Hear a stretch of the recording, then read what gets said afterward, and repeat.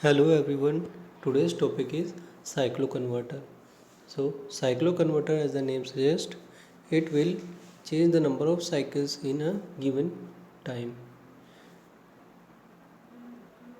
It can convert fixed AC to variable AC. It means it can change the number of frequency or number of cycles.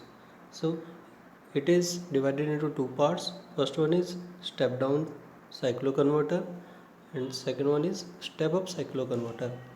In step down cycloconverter, the output frequency will be less than the source frequency.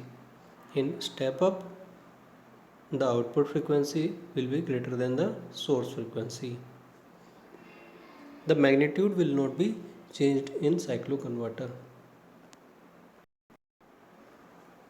This is a basic rectifier concept we will use in cycloconverter, that if a thyristor is connected in forward direction from the supply, then we get the positive waveform and negative waveform is clipped. And if we connect this thyristor in reverse direction of the supply, then we get the negative waveform and positive waveform will be clipped off. There are two types of circuits used for cycloconverter. First one is midpoint cycloconverter. In midpoint cycloconverter, a transformer is used in which secondary is bisectionalized and the anti-parallel thyristors are connected at the above and lower ends, and at the middle a load is connected.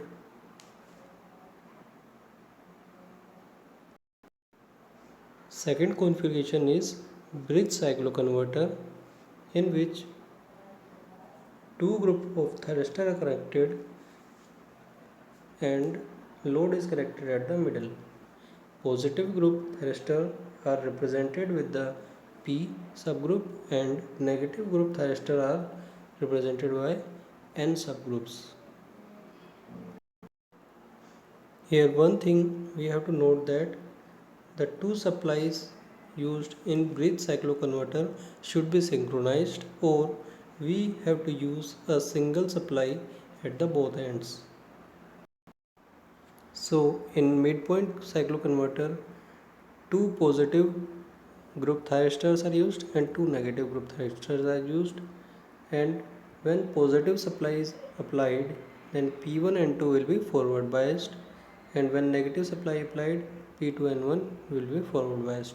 Similarly, in bridge cycloconverter, when positive supply applied, P1, P2 and N1 and 2 will be forward biased, and when negative supply applied, P3, P4 and N3 and 4 will be forward biased. First one is step down cycloconverter, in which output frequency will be less than source frequency. Here it is assuming that output frequency is 1/3 of source frequency. Therefore, the time period of the cycle at output will be equal to 3 times of time period at the source. This is the switching waveforms we can observe. The possible combination at positive cycle in first half cycle will be P1 P2 and N1 N2 in bridge cycloconverter and P1 N2 in midpoint cycloconverter. So here we are considering that three positive cycles should be appear at the beginning, and after that three negative cycle will be appear. So the time period T naught will be equal to 3 times of time period Ts. This we have to achieve this. So from P1 and N2 we have to get the positive group of thyristor. So P1 will be switched on, and from the bridge cycloconverter P1 P2 will be forward biased to get the positive cycle. Here in second case we have to obtain the positive cycle, so positive group thyristors again forward biased in the given group of thyristor which can be switched on. Similarly, in the next cases, what is the requirement that if we need the positive cycle, then we will switch on the positive thyristor group, and if we need the negative cycle, we will switch on the negative thyristor group. In step down cycloconverter, no need to force commutation of a thyristor. The commutation of the thyristor is being automatically when current reaches to natural current zero position. For frequency 1/4 of the source frequency, this is the possible situation at the midpoint cycloconverter, and for 1/3 of the supply frequency, this is the possible switching combination. RMS value will not change as the negative and positive cycle doesn't affect the RMS value, and so the RMS value of output RMS at R load and RL load will be same as the we obtain in rectifier case. Next one is step up cycloconverter. In such type of cycloconverter, output frequency will be more than supply frequency. Here it is assuming that F output is equal to 3 times of F supply. So the time period of the supply waveform will be equal to 3 times of output waveform. Here this dotted line is representing the supply waveform, supply voltage waveform, and this line is representing the output waveform, which is clipped off, and we have obtained the output voltage with frequency 3 times of supply frequency.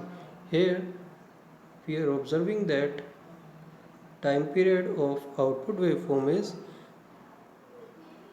1/3 of the supply waveform. The expected waveform is like this. We need the sinusoidal waveform at the output, but what we obtained is we get the waveform like this. So as we can see that there are a lot of harmonics present in this type of output voltage waveform we obtained. So it is the drawback of cycloconverter that harmonic distortion is high, and due to this the power factor is low. And also in step up cycloconverter we need force commutation, because we have to switch off our thyristor before going to the natural current zero position. These switches are forward biased during positive half cycle, and these switches are forward biased during negative half cycle. We have observed in previous step down cycloconverter. So according to our requirement, we have to switch on the cycloconverters switches. So for positive cycle, we switch on P1 in midpoint and P1 P2 in bridge converter, and here we get the negative cycle, so we have to switch on N2 in midpoint and N1 and 2 in bridge cycloconverter. And similarly we are going to switch on the required switches as what the requirement we have.